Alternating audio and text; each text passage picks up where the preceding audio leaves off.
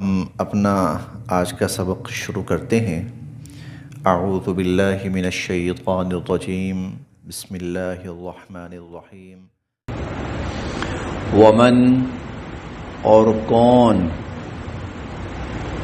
ومن اور کون، یرغب اعراض کر سکتا ہے، منہ پھیر سکتا ہے، بے رغبتی دکھا سکتا ہے۔ ومن یرغب اور کون منہ پھیر سکتا ہے، کون اعراض کر سکتا ہے، عن سے، ملتی دین، ابراہیم حضرت ابراہیم علیہ السلام کا۔ ومن یرغب عن ملت ابراہیم، ابراہیم علیہ السلام کے دین سے کون منہ پھیر سکتا ہے،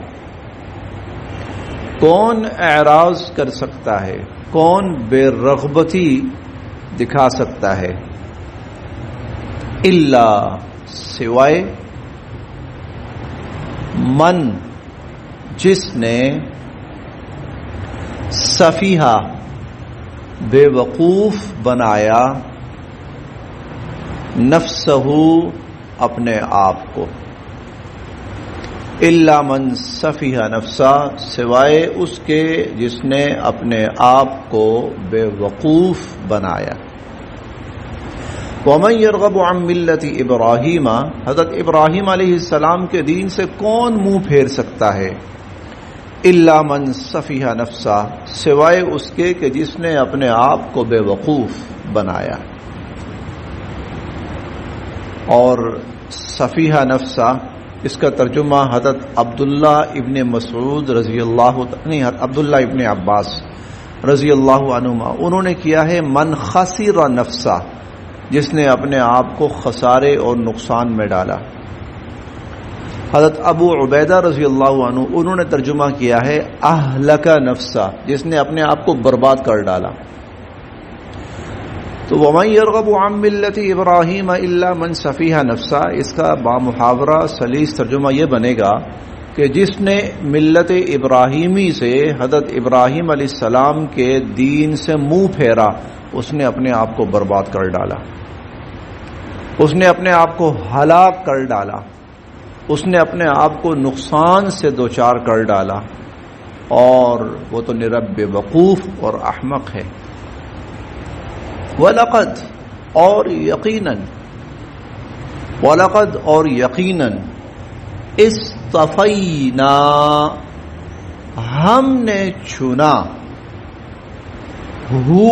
حضرت ابراہیم علیہ السلام کو، اور حضرت ابراہیم علیہ السلام کو تو ہم نے چنا، ہم نے منتخب کیا، فی الدنیا دنیا میں، وَإِنَّهُ اور بے شک کہ وہ،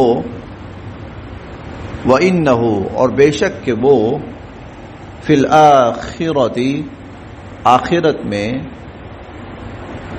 لا یقیناً، من سے، الصالحین نیکوکار صالحین، اور آخرت میں تو یقیناً ان کا شمار صالحین میں ہے، نیکوکاروں میں ہے۔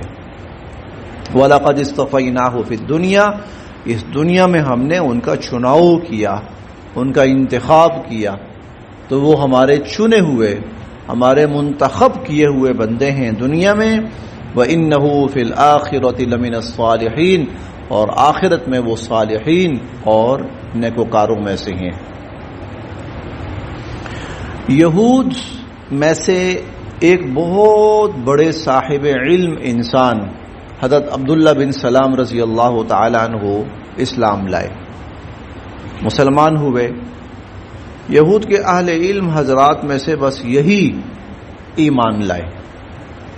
ایک اور تھے زید بن شعنہ ان کا نام تھا، وہ ایمان لائے، یہ حضرت عبداللہ بن سلام ایمان لائے۔ جب یہ ایمان لائے تو انہوں نے اپنے دو بھتیجوں کو دعوت دی اسلام کی، ایک کا نام سلمہ تھا اور ایک کا نام مہاجر تھا، اور ان سے کہا کہ تم نے تورات میں پڑھا ہے نا کہ اللہ تعالیٰ نے تورات میں عہد لیا کہ اولاد اسماعیل میں سے میں ایک نبی بھیجوں گا، جو اس پر ایمان لایا تو وہ کامیاب ہوا، فلاح پا گیا، اور جو ایمان نہ لایا ان پر وہ مردود ہوگا اور ملعون ہوگا۔ تو میں تمہیں دعوت دیتا ہوں وہ نبی جن کا تذکرہ تورات میں ہے، جن کا عہد تورات میں ہے، وہ یہ نبی ہے۔ میں ایمان لے آیا ہوں تو میں دعوت دے رہا ہوں تم بھی ایمان لاؤ۔ چنانچہ جو ایک بھتیجا سلمہ وہ تو ایمان لے آئے، اور دوسرا جو بھتیجا تھا اس کا نام مہاجر، وہ ایمان نہیں لایا، وہ منہ پھیر گیا۔ یہاں اللہ تعالیٰ فرما رہے ہیں اس سے بڑا کوئی احمق اور بے وقوف ہو سکتا ہے جو ملت ابراہیمی سے منہ پھیرے، اور ملت ابراہیمی، دین ابراہیمی جس کو سب لوگ کہتے تھے کہ وہ حق پر ہے، سیدھا راستہ ہے، وہی ہدایت کا راستہ ہے۔ اللہ تعالیٰ ان آیات میں بھی اور آگے بھی ہم پڑھیں گے بار بار کہہ رہے ہیں کہ ملت ابراہیمی کی اس وقت جو موجودہ شکل ہے وہ نبی کریم صلی اللہ علیہ وسلم، گویا دوسرے لفظوں میں جو حضور علیہ الصلوۃ والسلام پر ایمان لانے سے انکار کرتا ہے اس سے بڑا احمق اور بے وقوف کوئی نہیں۔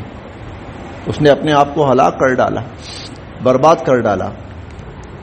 وَمَن يَرْغَبُ عَن مِّلَّةِ إِبْرَاهِيمَ، ابراہیم علیہ السلام کے دین سے کون منہ پھیر سکتا ہے؟ إِلَّا مَن سَفِهَ نَفْسَهُ، سوائے اس کے جس نے اپنے آپ کو احمق اور جاہل بنایا، اور جس نے اپنے آپ کو ہلاک اور برباد کیا، اور جس نے اپنے آپ کو نرے نقصان سے دوچار کیا۔ وَلَقَدِ اصْطَفَيْنَاهُ فِي الدُّنْيَا، ان کو تو اللہ تعالیٰ نے دنیا کے اندر چنا اور منتخب کیا، ہم نے ان کو دنیا میں چنا اور منتخب کیا۔ وَإِنَّهُ فِي الْآخِرَةِ لَمِنَ الصَّالِحِينَ، اور آخرت میں وہ اللہ کے بہت ہی نیکوکار بندوں میں سے ہوں گے۔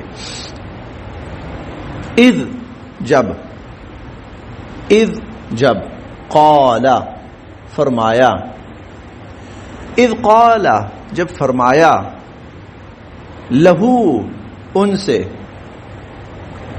ربہ ان کے رب نے، اذ قال لہو ربہ جب ان کے رب نے ان سے کہا، اسلم، لفظی معنی ہے اس کا اپنے آپ کو جھکا دیجیے،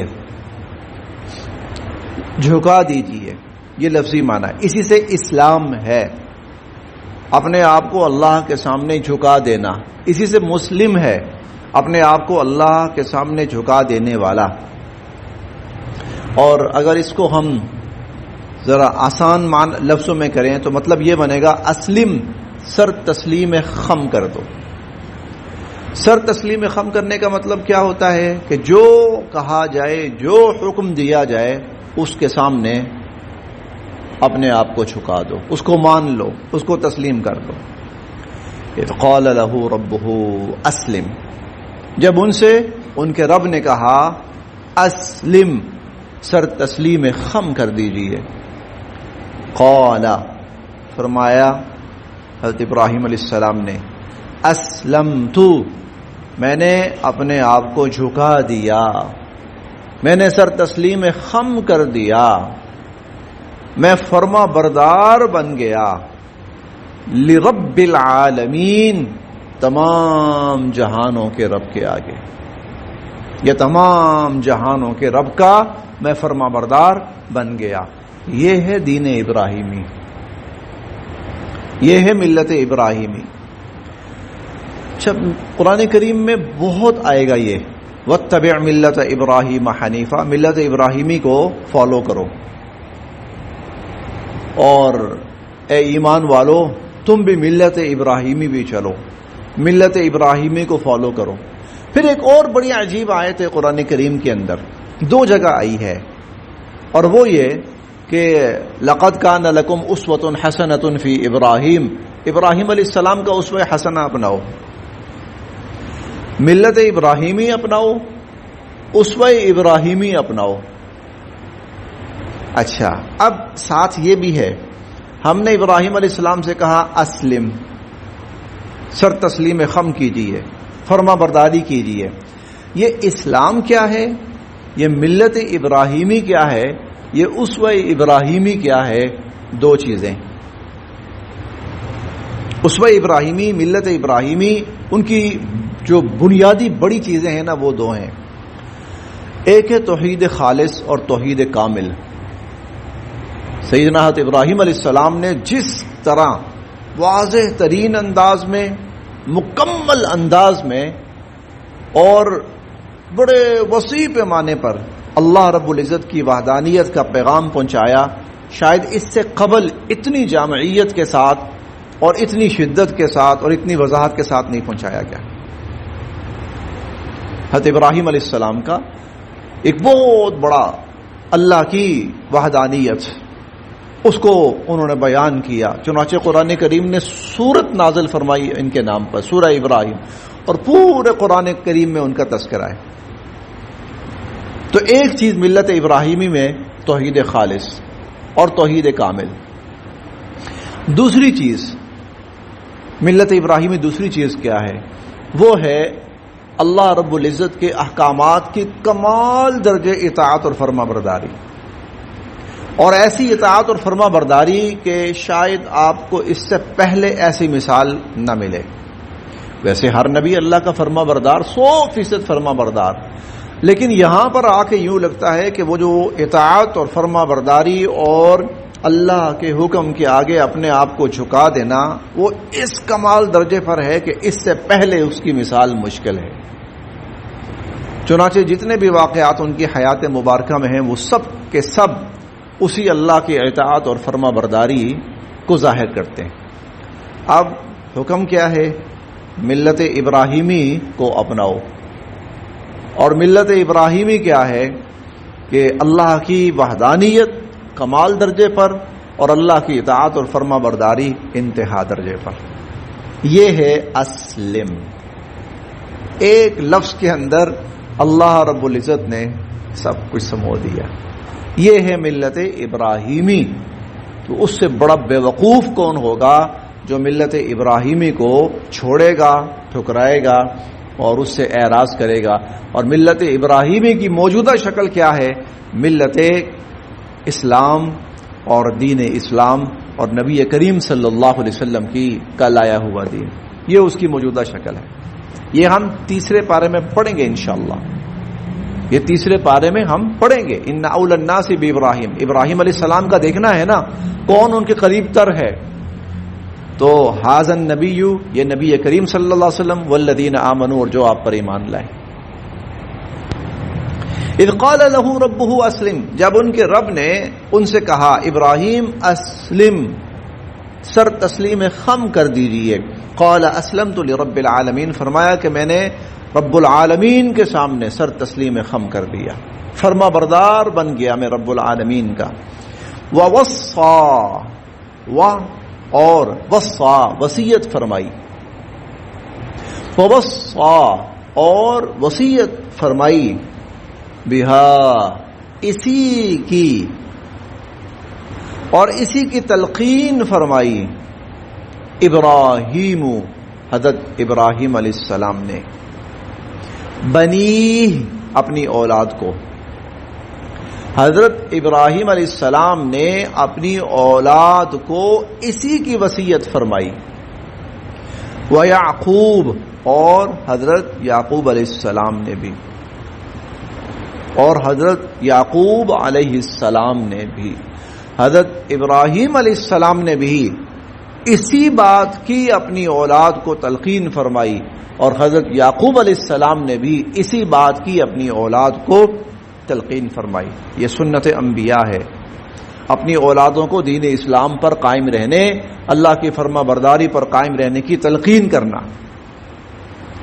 یہ اور خاص طور پر اگلی آیت میں ہم پڑھیں گے، اذ حضر یعقوب الموت، حضرت یعقوب علیہ السلام نے خصوصاً موت کے وقت اپنی اولاد کو جمع کر کے اس کی تلقین فرمائی۔ تو عمومی حالات میں اور آخری وقت میں اگر اللہ پاک موقع دے تو خصوصاً اپنی اولاد کو یہ تلقین کی جائے کہ اللہ کی فرما برداری سے کبھی پیچھے نہیں ہٹنا۔ یہ سنت انبیاء ہے۔ ووصى بها، اسی بات کی تلقین فرمائی ابراہیم، حضرت ابراہیم علیہ السلام نے، بنی ہی اپنی اولاد کو، و یعقوب اور حضرت یعقوب علیہ السلام نے، یا بنیا اے میرے بیٹو، یا بنیا اے میرے بیٹو، انا بے شک اللہ نے، اصطفیٰ چنا، لکم تمہارے لیے، الدین دین کو، اللہ رب العزت نے اس دین کو تمہارے لیے چنا اور منتخب کیا، فلا پس نہ، تموتن تم مرنے پاؤ، فلا تموتن پس تمہیں موت نہ آنے پائے اور تم مرنے نہ پاؤ، الا مگر، وانتم اس حال میں کہ تم مسلمون اللہ کے فرما بردار ہو، فلا تموتن الا وانتم مسلمون، تم مرنے نہ پاؤ مگر اس حال میں کہ تم اللہ کے فرما بردار ہو، تم دین پر پوری طرح قائم ہو، اللہ کی فرما برداری پر پوری طرح قائم ہو۔ دین اور اسلام دو لفظ ہیں یہاں پر،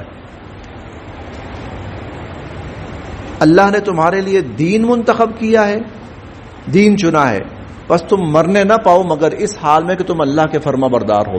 دین اور اسلام یہ دو الگ الگ چیزیں آئی ہیں، ان سے کیا مراد ہے؟ دین سے مراد کیا ہے؟ وہ بنیادی عقائد، جن کا ماننا ضروری ہے، جن کے بغیر کوئی شخص مسلمان ہو ہی نہیں سکتا۔ اور اسلام سے کیا مراد ہے؟ اللہ کے تمام وہ احکامات جو انسانوں کو دیے گئے ہیں ان پر عمل پیرا ہونا، ان پر عمل پیرا ہونا۔ تو تمہارے عقائد بھی ٹھیک ہوں، تمہارے اعمال بھی ٹھیک ہوں، تمہارے عقائد بھی ٹھیک ہوں، تمہارے اعمال بھی ٹھیک ہوں، تو نہ مرنے پانا تم، نہ تمہیں موت آنے پائے مگر اس حال میں کہ تم اللہ کے فرما بردار ہو، اور تمہیں موت آئے تو اللہ کی فرما برداری پر موت آئے۔ اب یہاں سوال پیدا ہوتا ہے کہ یہ تو انسان کے اختیار میں نہیں ہے کہ موت کس حال میں آئے گی، تو وہ کہتے ہیں مرنے نہ پاؤ مگر اس حال میں کہ تم فرما بردار ہو۔ تو اس کا جواب دیا نبی کریم صلی اللہ علیہ وسلم، اور جواب یہ ہے کہ تحشرون کما تموتون، قیامت کے دن اس کیفیت پہ اٹھائے جاؤ گے جس کیفیت پہ موت آئی، وتموتون کما تحیون، اور موت اس کیفیت پر آئے گی جس کیفیت پر زندگی گزاری۔ تو اگر تم زندگی بھر اللہ کے فرما بردار رہے تو موت یقیناً اور لازمی طور پر تمہیں اللہ کی فرما برداری پہ آئے گی۔ گویا یہ تلقین کس چیز کی ہے؟ تسلسل کی، کہ زندگی کے ہر لمحے میں اللہ کی فرما برداری پر قائم رہو، موت بھی پھر اسی پہ آئے گی۔ موت اصل میں خلاصہ ہوتا ہے انسان کی پوری زندگی کا، بنیادی طور پر موت خلاصہ ہوتا ہے عموماً، الا ماشاء اللہ کوئی اللہ کی حکمت ہو تو الگ بات ہے، ورنہ جس کیفیت پر انسان زندگی گزارتا ہے عموماً یہ ہوتا ہے کہ موت اسی کیفیت پر آتی ہے۔ پھر دیکھتے ہیں جی بس یہاں